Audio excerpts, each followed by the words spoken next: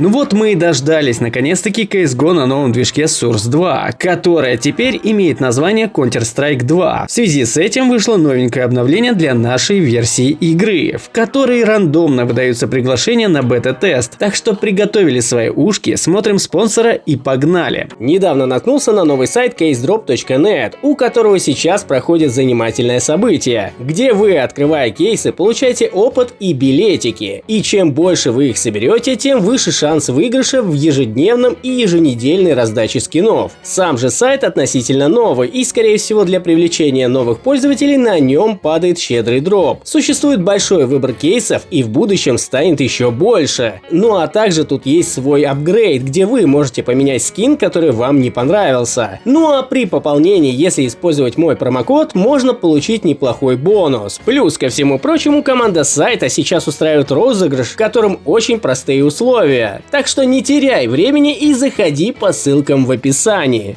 Итак, кто не в курсе или живет в подвале, прикованный наручниками к батарее, рассказываю. Наконец-таки разработчики сделали анонс Counter-Strike 2, которая по сути является той самой CSGO, но на новом движке. И конечно же объявили о начале ограниченного бета-теста, который стартовал с последним обновлением игры. Ну а в самом обновлении нам добавили функцию уведомления, благодаря которому счастливчик, получивший бета-тест, может согласиться на него и опробовать игру на новом движке. Сразу скажу, что вашему покорному бета-тест не выпал, но очень добрый самаритянин под именем Никита Скопи Бабичев разрешил воспользоваться его аккаунтом. И я было уже обрадовался тому, что начну записывать вам футажики, но начинаю огорчать вас сходу. Пользователи со слабыми видеокартами или процессорами могут начинать рыдать в подушку, так как я, имея карту GTX 1050 Ti, нормально сыграть с ботами не смог. Боюсь даже представить, что будет с более слабыми видеокартами. Но, возможно, это только с бета-тестом так что не теряйте надежды. Ну а так, меню игры было полностью переработано. Наконец-таки мы получили полноценное лобби, где видно других игроков, и всякие разные худ-моменты, включая анимации начала раунда. Все это мы находили в файлах игры еще на нынешнем движке. Графику, естественно, подтянули, причем очень неплохо. Единственное, что такое ощущение, словно мы получили какой-то Valorant или Overwatch. Ну а из главного, что можно выделить на данный момент, это офигенная система динамических смоков, которая изменяется от выстрелов и взрывов. Она способна полностью заполнять местность и реагирует на свет, от чего в игру поползут новые фишечки в киберспорт, если, конечно, такой мув оценят сами киберкотлеты. Ну а так, механика очень неплохая. И, конечно же, разработчики представили новую улучшенную систему Tick-Rate, которая выходит за рамки обычных цифровых, что, конечно, очень хорошо скажется на отзывчивость клиента и сервера. Надеюсь, благодаря ей пропадут мисс-шоты. Ну и как же без улучшенного звука? Но это, конечно же, было очевидно. К сожалению, в полной мере оценить вы его сможете только сами, когда вам выпадет заветное приглашение. Ну а выдается оно рандомно и зависит от многих факторов, вплоть от зеленого фактора доверия до количества сыгранных часов в игре. Никто точно вам так и не скажет. Но благо я получил в свое пользование рабочий билд игры на новом движке, который, если получится, я удачно поковыряю. Так что ждите инфы сначала в нашем телеграм-канале, а потом уже в ролике. Одно могу сказать точно: некоторые вещи в игре были воссозданы с нуля, а кое-какие портированы прямиком со старого движка. Модельки оружия теперь имеют лишь одну модель в виде файла, но, судя по всему, может изменяться в угоду скинов, хотя это еще следует проверить. Ну и, конечно же, главное, мы теперь видим наши ноги. Это, мне кажется, наивысшей точкой достижения. Ну а на этом у меня пока что все. Всем огромнейшее спасибо за просмотр, всем пока и удачи!